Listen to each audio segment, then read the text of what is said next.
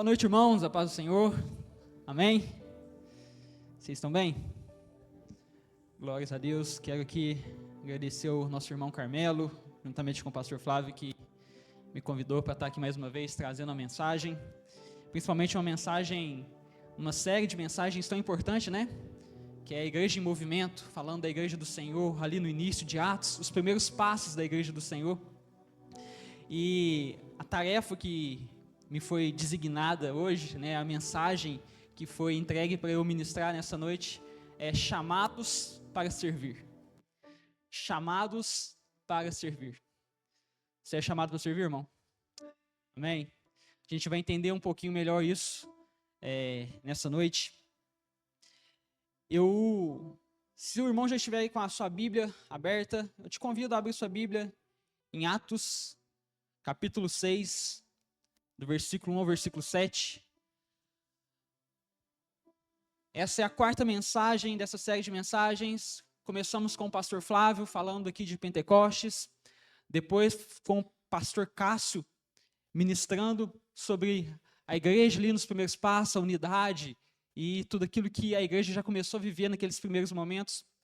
Depois, nosso irmão Carmelo trouxe aqui na semana passada uma mensagem sobre como a igreja permaneceu, perseverou, mesmo em tempos de perseguição. Como é preciso termos coragem para prosseguirmos. E agora, nesse momento, chamados para servir. Então, Atos capítulo 6, a gente vai ler a partir do versículo 1, diz o seguinte: Naqueles dias, crescendo o número de discípulos, os judeus de fala grega, entre eles queixaram-se dos judeus de fala hebraica, porque suas viúvas estavam sendo esquecidas na distribuição diária de alimento. Por isso, os 12 reuniram todos os discípulos e disseram: não é certo negligenciarmos o ministério da palavra de Deus a fim de servir às mesas. Irmãos, escolham entre vocês 7 homens de bom testemunho, cheios do Espírito Santo e de sabedoria. Passaremos a eles a essa tarefa e nos dedicaremos à oração e ao ministério da palavra. Versículo 5. Tal proposta agradou a todos, então escolheram Estevão, homem cheio de fé e do Espírito Santo, além de Filipe, Prócoro, Nicanor, Timon, Pármenas e Nicolau, um convertido ao judaísmo proveniente da Antioquia. Apresentaram esses homens aos apóstolos, aos quais oraram e lhes impuseram as mãos. Versículo 7. Assim, a palavra de Deus se espalhava, crescia rapidamente o número de discípulos em Jerusalém, também um grande número de sacerdotes obedecia à fé. Até aqui, feche os olhos mais uma vez, irmão. Nesse momento eu te peço para que você clame ao Senhor para que Ele fale com você nessa noite. Eu não tenho nada de bom para te oferecer aqui, eu não tenho nada de bom para te ofertar. Palavra nenhuma que eu possa dizer que venha de mim mesmo pode impactar a sua vida, pode transformar a sua vida, pode te despertar para algo que Deus está te chamando. Eu não posso, mas o Senhor pode, a palavra de Deus pode fazer isso. Então, nesse momento, clame ao Senhor. Peça para que Deus fale com você. Peça para que Deus tire de você toda distração, tudo aquilo que possa roubar a mensagem do Senhor, de encontrar terra boa no seu coração. Fale com Deus nesse momento. Ele está aqui, Ele está nos ouvindo. Senhor, nosso Deus, nosso Pai, nós te louvamos. Nós te agradecemos porque o Senhor é bom e o Senhor tem cuidado de cada um de nós. Te pedimos perdão, ó Deus. Nenhum de nós somos dignos de estarmos aqui nessa noite para te louvar, para te adorar, para bendizer o teu santo nome. Mas nós sabemos, Deus, que nós podemos sim nos achegar à tua presença aqui nessa noite. Não por nós mesmos, ó Deus, mas por um novo e vivo caminho, Jesus Cristo, que é o caminho, a verdade e a vida. No nome dele, pelo sangue dele que está sobre as nossas vidas, Pai, nós nos aproximamos do Senhor nesse momento e pedimos, fale conosco, abra o nosso coração, abra os nossos ouvidos, abra o nosso entendimento, ó Deus. Que nós possamos aqui nessa noite nos maravilhar com a tua palavra, Deus, porque a tua palavra é maravilhosa, a tua palavra é perfeita, ó Pai. Então fale conosco, nós te pedimos em nome do Senhor Jesus. E quem quer, diga amém? Glória a Deus. Amém. Irmãos, eu tenho uma pergunta para fazer para você. Se eu te perguntasse hoje, nesse momento, você sabe qual o seu chamado? O que você iria responder? O que Deus me chamou para fazer? Será que Deus quer que eu faça algo? Se sim, como devo fazer isso? Quando devo fazer? Na onde? E principalmente, o que eu preciso ter ou o que eu preciso ser para cumprir esse chamado de Deus? E por favor, entenda bem, quando eu digo chamado de Deus, estou te falando de algo que está totalmente relacionado com servir. Como nós veremos aqui, o serviço ao Senhor é uma forma de cumprirmos o nosso chamado. Não existe chamado de Deus se você não estiver servindo, primeiramente a Deus e também, seguidamente, ao seu irmão. Será que nós temos buscado esse chamado do Senhor? Não importa se nós estamos falando de um chamado mais geral, que é para toda a igreja, ou um chamado mais específico, individual. A questão é, você sabe que Deus te chamou para servir? Você sabia disso? Deus te chamou para servir. E Deus tem grandes propósitos e enormes consequências que geram como fruto para aqueles que servem a Ele. Na verdade, o seu ato de servir ao Senhor, o seu ato de servir na sua comunidade de fé, pode avivar, pode ser ali um instrumento de Deus para avivar uma igreja inteira e até mesmo uma sociedade. Mas eu gostaria que a gente olhasse para esse texto aqui dessa noite, que fala muito de chamado, fala muito principalmente de servir. E a gente tem um pouquinho mais de noção daquilo que Deus quer que nós façamos. Para a gente discernir um pouquinho o que é esse chamado que Deus tem para a gente precisa desromantizar essa questão de chamado, entender mais o chamado bíblico. Então, eu quero que, nesse texto, indo versículo a versículo, 4 pontos que a gente precisa entender, que são importantes para o nosso serviço ao Senhor. E o primeiro ponto, está aí logo no versículo 1, a gente vai ler de novo, Atos 6, versículo 1, diz o seguinte: naqueles dias, crescendo o número de discípulos, os judeus de fala grega, e entre eles queixaram-se dos judeus de fala hebraica, porque suas viúvas estavam sendo esquecidas na distribuição de alimento. Fazendo uma recapitulação aqui, nós estamos falando de uma comunidade de fé que era liderada por nada mais ou nada menos que os apóstolos do Senhor Jesus. Uma comunidade de fé que havia recebido o Espírito Santo e havia sido cheia de poder. Uma comunidade de fé que estava sendo instrumento de Deus para fazer maravilhas, grandes sinais, transformações ao redor deles. Muitas pessoas estavam se convertendo ao cristianismo. Muitas pessoas estavam chegando na igreja ali naquele momento. A igreja crescia cada vez mais. Uma igreja viva, uma igreja pulsante, uma igreja maravilhosa, com uma liderança espetacular. E quando nós pensamos nesse tipo de igreja, eu tenho certeza que eu e você gostaríamos de fazer parte dela. Amém? E a primeira coisa que às vezes vem na nossa mente é um lugar assim, uma comunidade de fé assim, é perfeita, não tem problema, não tem nenhum desafio interno, certo? Não, errado.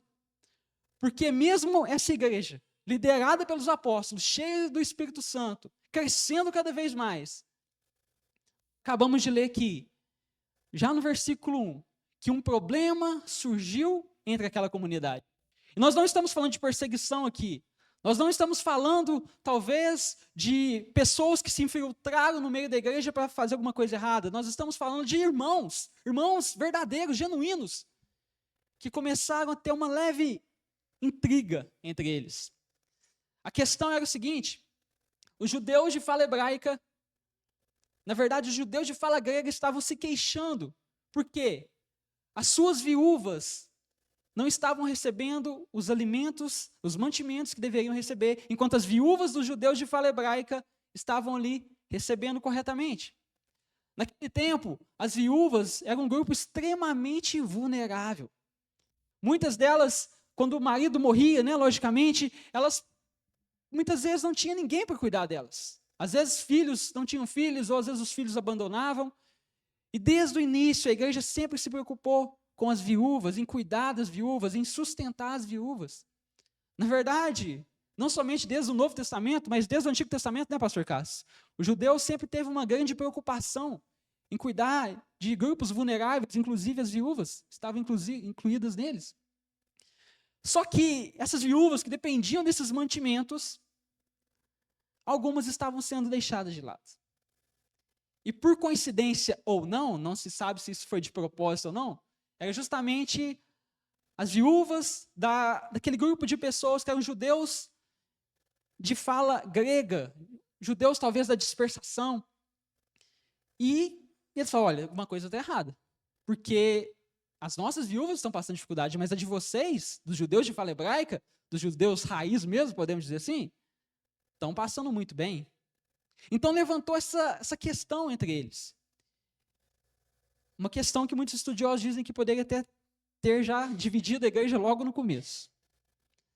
Mas a questão é, se uma igreja assim, cheia do Espírito Santo, liderada pelos apóstolos de Jesus, tem problemas, o que dirá de nós? O que dirá das igrejas dos dias de hoje? O que dirá do teu reino, por exemplo? Ou de qualquer outra denominação que a gente pode falar aqui? Será que nós temos problemas? Será que nós também encontramos desafios em nosso meio? Intrigas, talvez até problemas de relacionamento de vez em quando? Eu lembro que quando eu me converti, há mais ou menos 11 anos atrás, eu estava ali, na verdade, num processo de conversão ainda. Eu lembro que eu cheguei na igreja e eu falei, nossa, esse povo aqui é tudo santo. Esse povo tudo aqui é maravilhoso. Beira a perfeição todo mundo. É tudo uns anjinhos com uma auréola na cabeça. Não sei se você já teve essa expectativa de achar que quando você chegou na igreja está tudo mil maravilhas. É o céu na terra, literalmente, em todos os sentidos. Até que aos pouquinhos eu fui perceber que não era bem assim. Eu lembro da primeira vez que eu vi um irmão falar palavrão, irmão. Eu regalei o olho desse tamanho. O quê? Você faz isso? Não é possível. É lógico, meus irmãos, que nós somos um povo diferente. Amém? Nós somos aqueles que têm o Espírito Santo habitando dentro de nós. Nós somos aqueles que foram libertos da escravidão do pecado. Nós somos aqueles que foram libertos da condenação do pecado. Nós somos alguém que deve ir sim na contramão do mundo. Tem coisas dentro da igreja que não podem ser toleradas, que não podem sequer ser mencionadas. Nós precisamos sim ser diferentes, ser exemplos em tudo, de moral e tudo mais. Só que não existe perfeição. Pelo menos não nesse lado da eternidade. Então, se até uma igreja como aquela de Atos tinha problemas, a nossa não vai ter? Mas a questão não é se tem problema ou não. A questão é como nós nos comportamos diante da situação. Como nós nos comportamos diante desse problema. E o que isso tem a ver com o chamado? Porque o texto aqui, no versículo 1, a gente não consegue perceber isso detalhadamente. A gente não sabe se foram os irmãos ali que começaram a discutir, murmurar entre eles, aí os apóstolos tiveram que intervir para evitar uma briga maior, ou se eles mesmos foram procurar os apóstolos para resolver a situação, não se sabe. Mas esse é um assunto importante, porque diante da circunstância, diante dos problemas, das dificuldades que podem aparecer dentro da igreja do Senhor, qual é o seu comportamento? Qual é o nosso comportamento?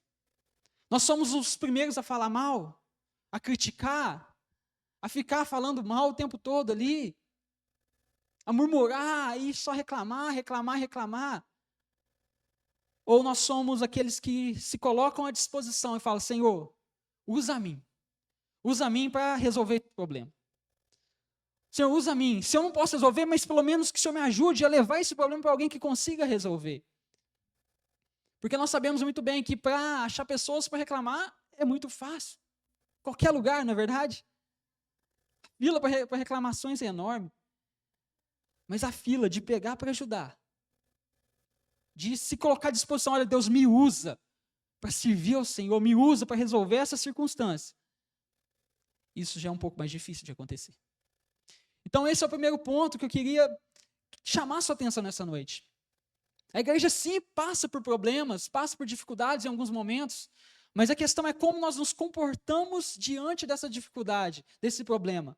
Alguém que joga contra Ou alguém que se coloca na brecha e fala, não, eu vou ser instrumento de Deus para resolver isso aqui. O segundo ponto, nós falamos do problema, mas aí no segundo ponto, aí no versículo 2, nós vamos ver que existe uma solução proposta, uma solução sugerida. E aí no versículo 2 vai dizer o seguinte: por isso, os 12 reuniram todos os discípulos e disseram, não é certo negligenciarmos o ministério da palavra de Deus, a fim de servir às mesas. Irmãos, escolham entre vocês 7 homens de bom testemunho, cheios do Espírito Santo e de sabedoria. Passaremos a eles essa tarefa. E até aí? Qual que era o problema? As viúvas estavam ali, talvez, passando por alguma dificuldade. As viúvas de fala grega, enquanto as outras viúvas estavam passando bem. Talvez uma possível injustiça ali naquele meio. Irmãos, estamos falando de pessoas até mesmo passando necessidade. É um problema sério? Eu acredito que sim. Não é um problema que você joga para baixo do tapete.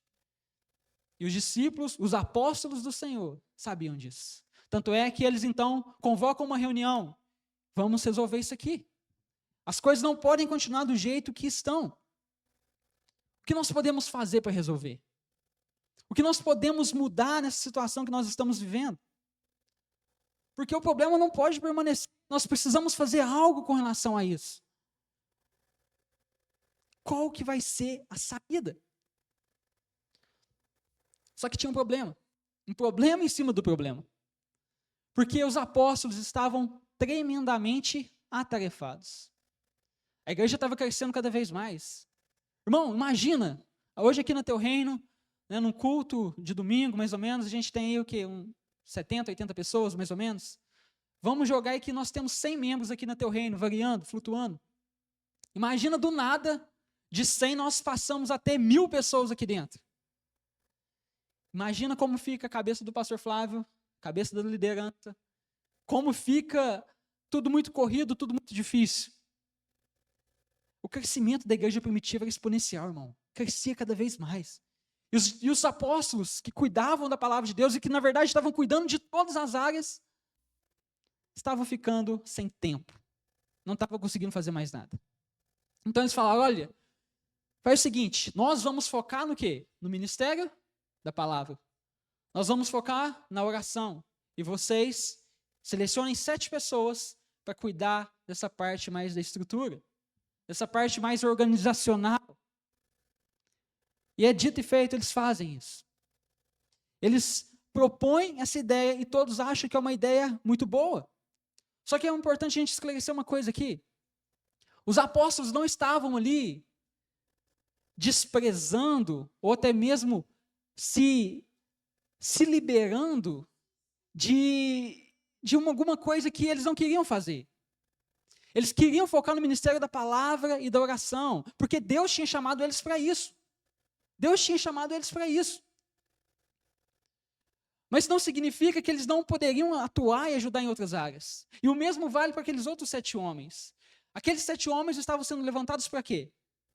Para ajudar a servir as mesas, ajudar a servir as viúvas, a distribuir os alimentos, a cuidar da parte organizacional. Isso quer dizer que eles estavam liberados de pregar o evangelho? Eles estavam liberados de discipular as pessoas? Não. E isso fica nítido num pequeno nome que a gente vai ver ali no versículo 5, chamado Estevão. Quem que conhece a história de Estevão?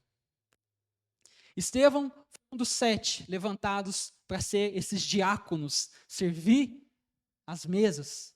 Mas esse mesmo Estevão foi o primeiro mártir da igreja, morreu pregando o evangelho. Ele ministra o maior discurso que a gente tem aqui em Atos. Você sabia disso? Atos é cheio de discursos, discurso de Paulo, de Pedro. Só que o maior discurso encontrado no livro de Atos é de Estevão. Esse homem que foi levantado para servir a mesa.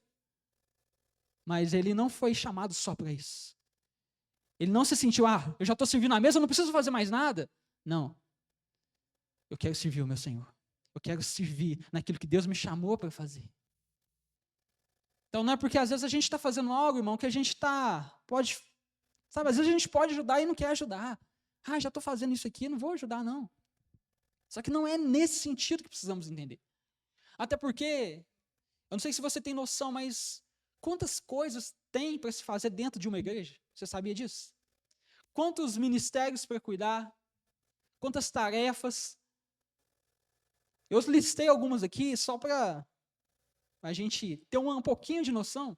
Né? Acho que o pastor Cássio, o Carmelo, aí, que já estão mais envolvidos na liderança, aí, já sabe um pouquinho melhor, o Dogão ali também, sabe um pouquinho melhor quanto são as questões, né, dentro de uma igreja, quantos são os desafios, quantas coisas que a gente precisa fazer. Mas só para você ter uma ideia, coisas que nós temos que fazer. Temos que evangelizar todos os que não são convertidos em nosso meio e ainda nos preocupar com os não convertidos que estão lá fora e atrás deles. Temos que nos preocupar em ensinar, aconselhar e discipular todos os que já são convertidos, que já estão aqui conosco. Nós temos que nos preocupar com todos os visitantes, todas as pessoas que estão chegando aqui, acolhê-las bem, apresentar elas a outros irmãos. O que mais? Temos que cuidar de crianças, temos que cuidar de adolescentes, temos que cuidar de jovens, temos que cuidar de casais, temos que cuidar de homens, de mulheres, temos que cuidar da equipe de louvor, temos que cuidar dos idosos, temos que cuidar das pessoas doentes, temos que visitar esses doentes, temos que visitar aqueles que estão se afastando dos caminhos do Senhor, que precisam de uma visita, de um encorajamento. O que mais que precisa ser feito? Tem que saber administrar as finanças, a logística, produzir conferências, planejar série de mensagens, estudar para pregar uma mensagem corretamente, de uma forma profunda. O que mais?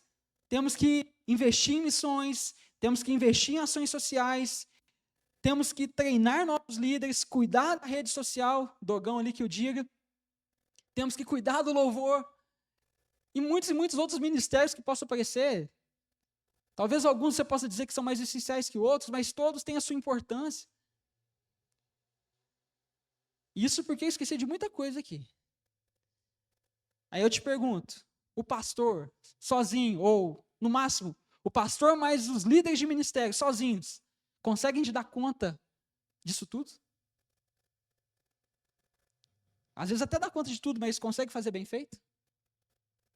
Consegue dar devida atenção a cada membro? Falei que tem pelo menos 100 pessoas aqui na nossa igreja que, né, alguns mais frequentes, outros ficam flutuando por aí. Conseguimos cuidar de todos? Conseguimos servir a todos? Eu gosto muito de um texto que está lá em Efésios, capítulo 4, versículo 8. Se você puder abrir, deixa Atos marcado aí. Mas eu quero ler aqui rapidinho, Efésios 4, 8.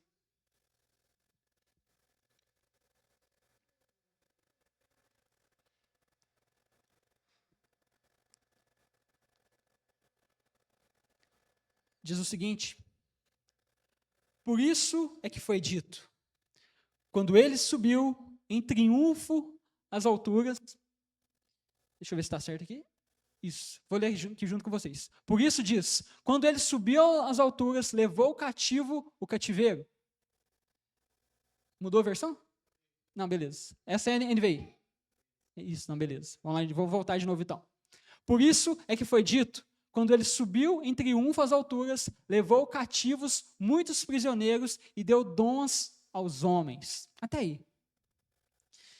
Paulo aqui está citando Salmo 68. E olha que interessante, irmão, presta atenção nisso aqui. Ele usa uma linguagem militar, uma figura militar, para representar o que está acontecendo. Nos tempos antigos, era muito comum quando um rei conquistava ali um povo, ele derrotava o exército inimigo, então eles coletavam os despojos, as recompensas ali deixadas pelos inimigos, tudo aquilo que o inimigo deixava, eles coletavam todos aqueles despojos, e levavam até a sua terra e distribuíam aqueles despojos entre o seu povo, como se fosse uma conquista, uma recompensa pela vitória vencida, pela vitória conquistada, na verdade.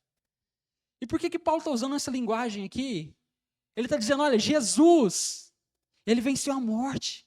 Jesus venceu os principados e as potestades. Jesus venceu os demônios. Jesus venceu naquela cruz.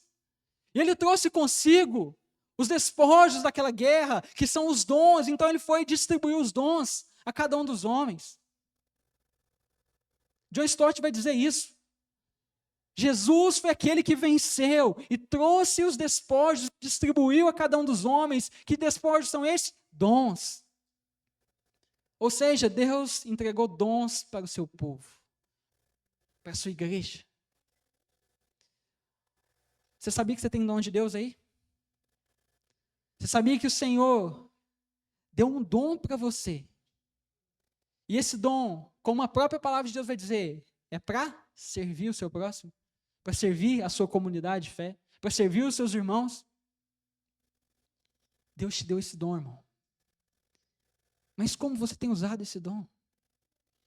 Se é que você tem usado esse dom, nós precisamos ter esse discernimento, esse entendimento, porque trazendo aqui para essa nossa realidade, o pastor, a liderança, a igreja do teu reino precisa de você, precisa dos seus dons, precisa que você esteja no seu lugar no corpo. Você faz parte disso aqui. Nós somos o corpo de Cristo, amém?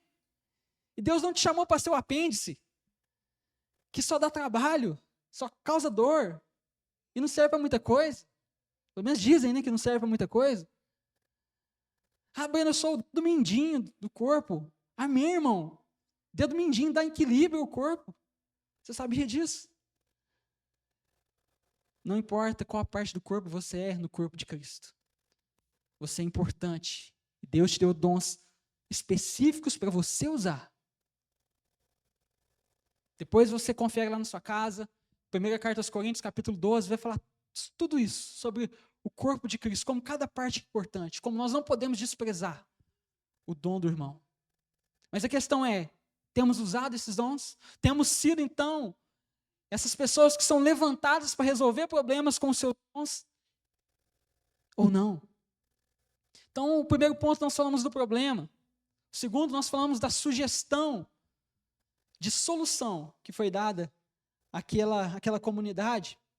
E o terceiro ponto, no versículo 3 e 4, aí novamente, nós vamos falar dos escolhidos para ser essa solução. Versículo 3. Irmãos, escolham entre vocês 7 homens de bom testemunho, cheios do Espírito e de sabedoria. Passaremos a eles essa tarefa e nos dedicaremos à oração e ao ministério da palavra. Uma coisa muito importante que nós precisamos entender aqui.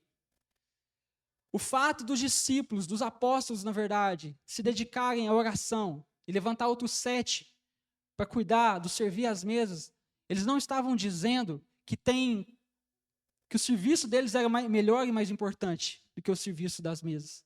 Que o serviço da mesa não é importante, é uma coisa que qualquer um pode fazer, é uma coisa boba, você deixa ali com quem não tem nenhuma capacidade. Não, irmão, não é isso. Isso fica nítido no quê? Nos requisitos que a gente percebe aí no versículo 3. Tem 3 requisitos para ser um desses 7 homens que vai servir à mesa. Quais são esses 3 requisitos? Bom testemunho, cheio do Espírito Santo, e qual que é o último? Sabedoria. Bom testemunho. Aquela pessoa que é exemplo. Aquela pessoa que as pessoas olham para ela, principalmente aqueles da comunidade de fé, da sua igreja, olham para ela e falam, eis ali um homem de Deus, uma mulher de Deus, um jovem de Deus. Uma pessoa que ela não precisa falar muito, sabe? Eu sou isso, eu sou aquilo, eu faço isso, eu faço aquilo. Até porque quem é não precisa ficar falando que é. Mas é uma pessoa que realmente é de verdade. Um exemplo de cristão. Você nota nas atitudes dela. Você nota como ela trata a Deus, o temor que ela tem por Deus. Você nota como ela trata os irmãos. Uma pessoa de bom testemunho. Também nós temos aí uma pessoa cheia do Espírito Santo. Para servir ao Senhor, independente de qual cargo. Irmão, você precisa buscar ser cheio do Espírito Santo. Efésios capítulo 5, versículo 18 vai dizer, não se embriaguem com vinho em que há contenda, mas sejam cheios do Espírito. Seja cheio do Espírito. Por que Paulo, ao escrever aos Efésios, fala isso? Ele está dizendo o seguinte, olha, quando você bebe demais, você perde o controle do seu corpo, não é verdade? Você perde o controle daquilo que você está falando, tanto é que tem até aquela frase, né? Fulano bebeu demais, não é nem ele que está falando, é o vinho que está falando por ele, o álcool que está falando por ele. Porque ele perdeu o controle. Então Paulo está dizendo, olha, em vez de vocês serem cheios, embriagados aí com vinho, busquem ser cheios do Espírito. Sejam controlados pelo Espírito Santo de Deus. E ao serem controlados pelo Espírito Santo de Deus, vocês vão manifestar o fruto do Espírito. Amor, paz, bondade, paciência, domínio próprio. E toda aquela lista lá de Gálatas, capítulo 5. Seja cheio do Espírito, precisa ser cheio do Espírito. Entenda isso, irmão. Ser cheio do Espírito é algo que nós precisamos buscar, mas é algo que Deus derrama sobre nós. Nós buscamos, mas se Deus não derramar, se Deus não encher a gente com o Espírito Santo, de nada adianta. Você já tem o Espírito Santo dentro de você, amém? Se você é um cristão genuíno, se você tem Jesus como seu Senhor e Salvador, você já tem o Espírito Santo dentro de você. Mas a questão é, você tem buscado ser cheio por esse Espírito Santo? Uma pessoa cheia do Espírito Santo vai ser uma pessoa que vai servir, que vai entender que foi chamado para servir ao Senhor. E o último ponto que ele fala é a sabedoria. Sabedoria aqui está muito relacionada à palavra original no sentido de ter sabedoria para lidar com as questões da vida. Sabedoria, habilidade, discernimento. No caso aqui, desses 7 homens, eles precisavam ter sabedoria para quê? Para cuidar das viúvas, para cuidar da distribuição dos bens, saber quem realmente está precisando, quem quer ali passar a perna, ganhar um dinheirinho a mais. Eles precisavam de sabedoria. Então, nós temos aí 3 pontos que são essenciais para alguém que é chamado para servir a Deus. Primeiro deles, bom testemunho. Segundo, cheio do Espírito Santo. Terceiro, sabedoria. E aí eu faço essa pergunta para os irmãos e para mim também nessa noite. Quais desses 3 pontos a gente se encaixa? E quais desses 3 a gente tem falhado? Você é uma pessoa de bom testemunho? Se a gente chegar na sua casa, no seu trabalho, no seu grupo de amigos, nas pessoas que te conhecem, no padeiro que te atende quando você vai comprar pão, se a gente chegar nessas pessoas e perguntar, quem é fulano de tal? Elas iriam dizer coisas boas ou coisas ruins de você? Você tem um bom testemunho dentro da sua comunidade de fé? Como os seus irmãos enxergam? Ou você é visto na comunidade e até mesmo aí fora como caloteiro, mulherengo, malandro? O que mais? Não paga as contas? E aí, barraqueiro, briga com todo mundo. Está de mal com todo mundo. Ninguém gosta. Aquele que é cheio do Espírito manifesta o fruto do Espírito, irmão. E é por isso que você ter bom testemunho está totalmente ligado a ser cheio do Espírito. Porque o bom testemunho, às vezes, ele pode até enganar por fora, mas a pessoa cheia do Espírito, ela é o que ela é. Porque vai manifestar. Ela vai manifestar o fruto do Espírito nela. Mas nós temos sido cheios do Espírito ou as nossas obras parecem mais obras da carne? Depois, quando você tiver oportunidade, abre a sua Bíblia em Gálatas capítulo 5 e você vai ver lá as obras da carne e o fruto do Espírito. E compara essas duas coisas. Aonde você está mais inclinado? Nas obras da carne ou no fruto do Espírito? E por último, temos tido sabedoria, habilidade, capacidade para buscar servir ao Senhor. Ah, Breno, mas eu ainda não tenho capacidade, então que a gente busque isso, amém? Isso é importante, irmão. Imagina eu querer entrar no louvor. Jesus amado, não ia dar certo. Porque eu não tenho capacidade para isso. Eu tenho que encontrar o meu lugar. Eu tenho que buscar aquilo que Deus me chamou. Eu tenho que buscar isso. Mas tem muita coisa, deixa eu te falar, deixa eu te dar uma dica, você que se sente incapaz de tudo. Breno, eu não sei fazer nada e eu não faço ideia do que fazer. Então eu só vou ficar quietinho no banco, esquentar o banco e tá ótimo. Não, irmão. Tem uma coisa que você pode fazer que precisa de praticamente nada de habilidade, de sabedoria. É você chegar no irmão depois do culto, que está visitando, e acolher ele. Fala, seja bem-vindo. É você chegar no irmão ali que já está frequentando 1 ou 2 cultos e colocar ele em comunhão com os outros irmãos, apresentar ele para os outros irmãos, colocar ele na roda, como diz o outro. Isso não precisa de muita habilidade para fazer, irmão. E eu estou dando aqui só um exemplo, tem tantas outras coisas que a gente pode fazer para edificar o corpo de Cristo, para servir o Senhor e os nossos irmãos.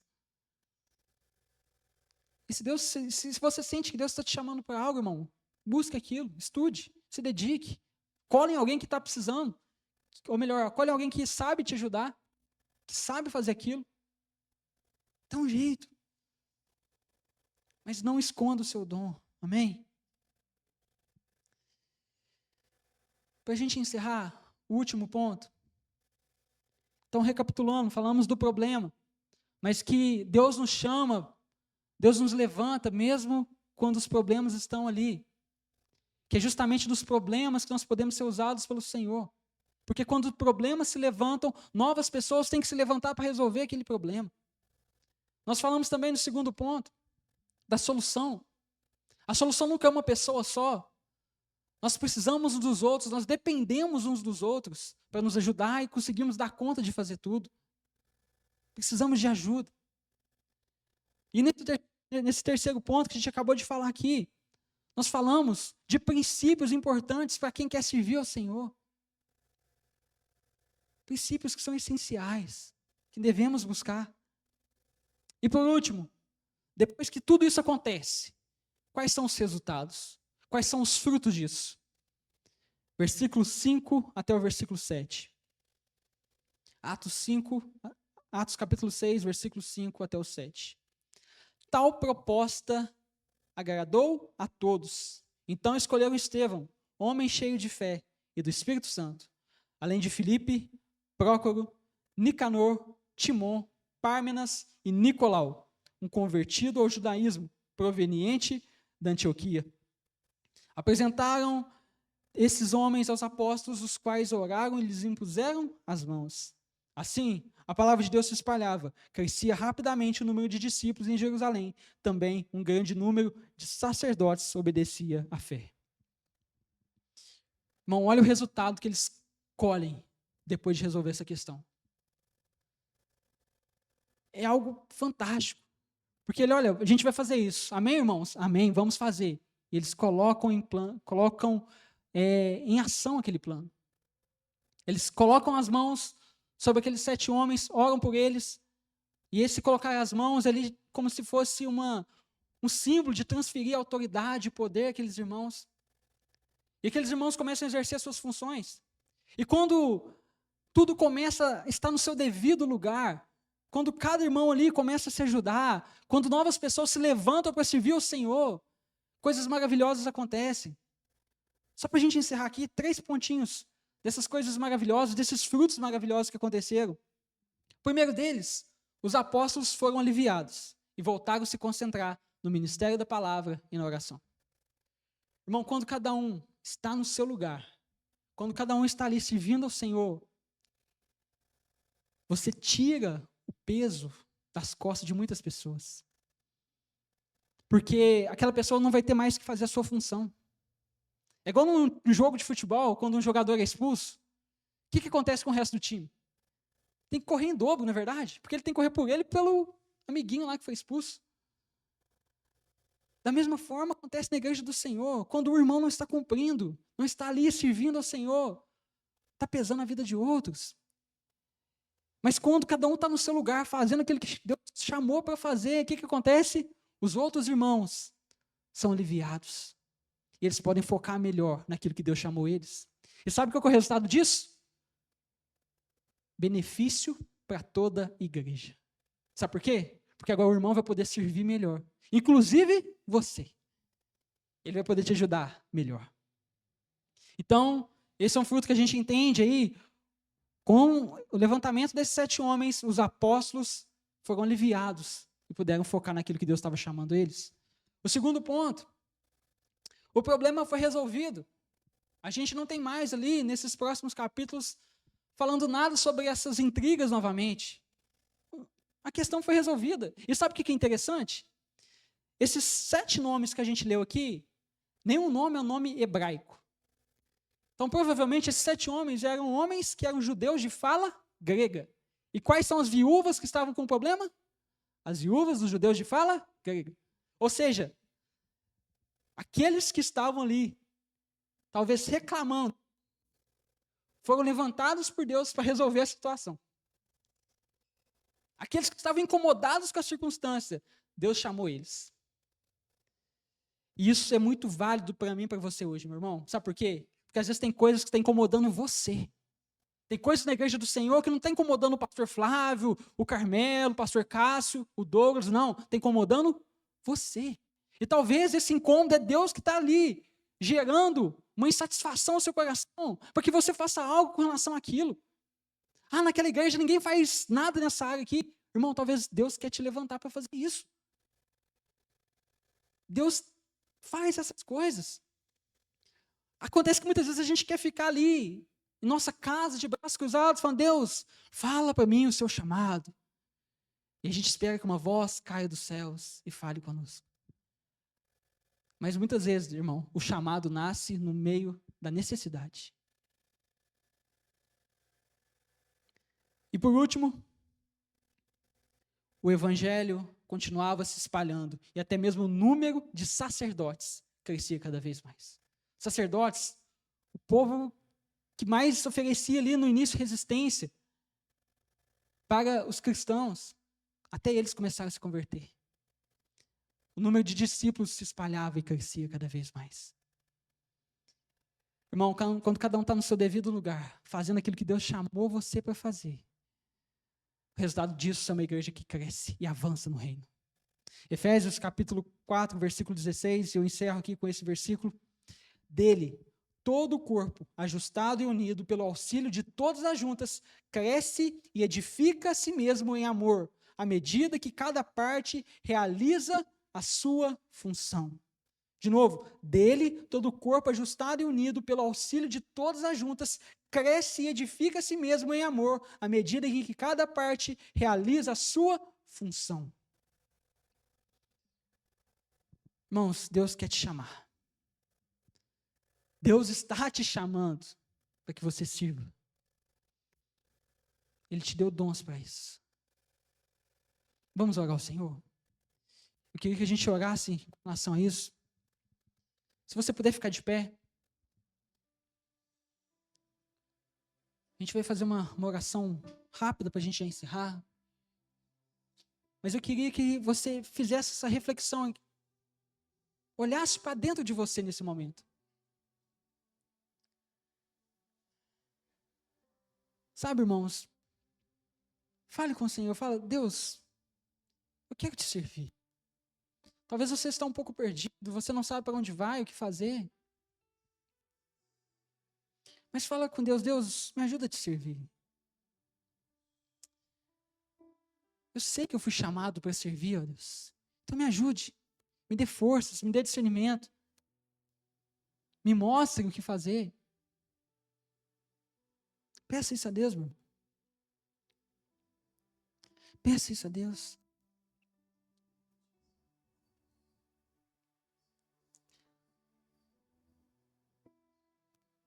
Às vezes você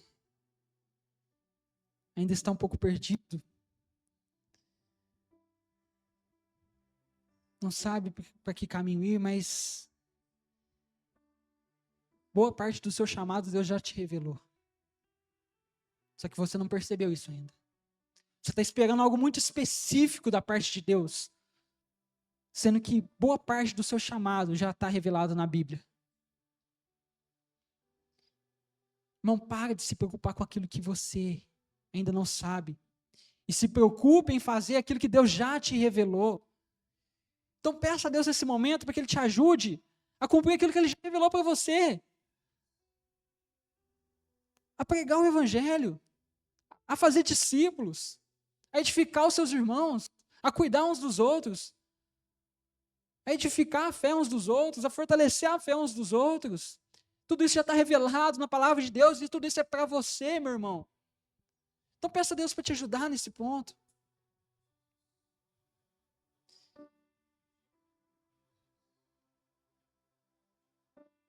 Fale com o Senhor.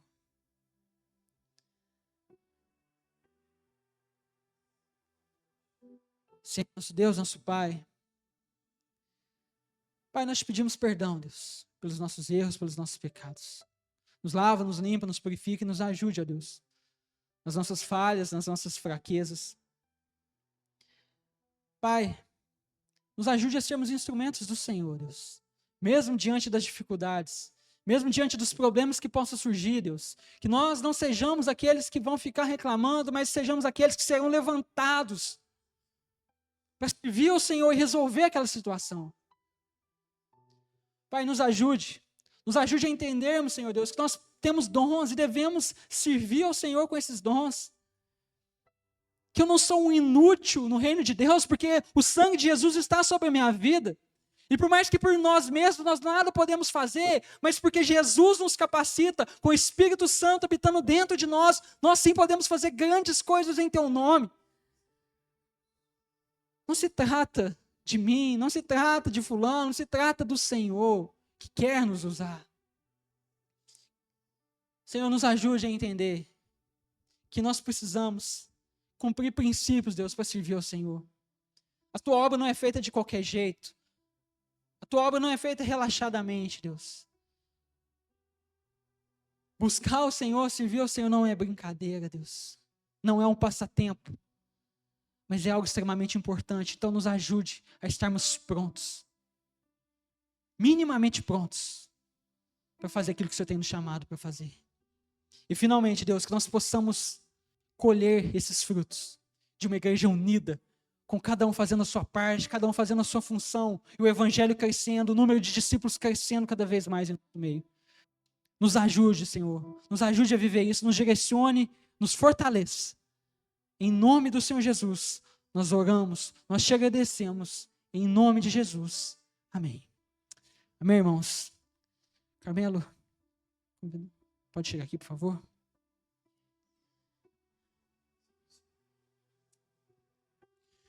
Nós poderíamos finalizar da mesma forma que nós começamos.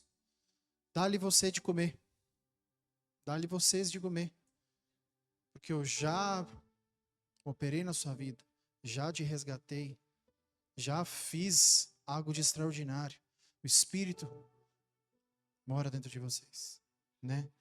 É engraçado que a gente não combina nada aqui, tá? Então, o Espírito fala, o Espírito é um. Então, entenda, pega essa palavra, guarda no seu coração, porque Deus está cutucando você, para você começar a servir, a sair do seu esconderijo, a sair da sua área bem confortávelzinho, a você começar a expor não você, a expor o que Deus já fez em você. Amém? Feche seus olhos, vamos orar. Senhor, meu Deus, meu Pai, muito obrigado, Deus, por essa palavra. Obrigado, Deus, pelo encorajamento do Teu Espírito em poder servir, Pai. Pai, os campos são brancos, Deus. Tem gente esperando a manifestação dos Teus filhos, Senhor. Pai, que nós possamos pegar essa palavra e entender que o Senhor está nos chamando a servir o reino de Deus. Pai, obrigado, Deus. Abençoe a vida do Breno, Deus. Obrigado por como o Senhor usou a vida dele. Continue usando ele, continue ministrando no coração dele, continue para que ele seja um servo ungido na tua casa, Pai. Te agradecemos por tudo, abençoe a vida de cada um aqui, de cada família, Pai, e te agradecemos pelo teu amor. Em nome de Jesus, a igreja diga amém, amém. Deus nos abençoe, estamos liberados. Amém.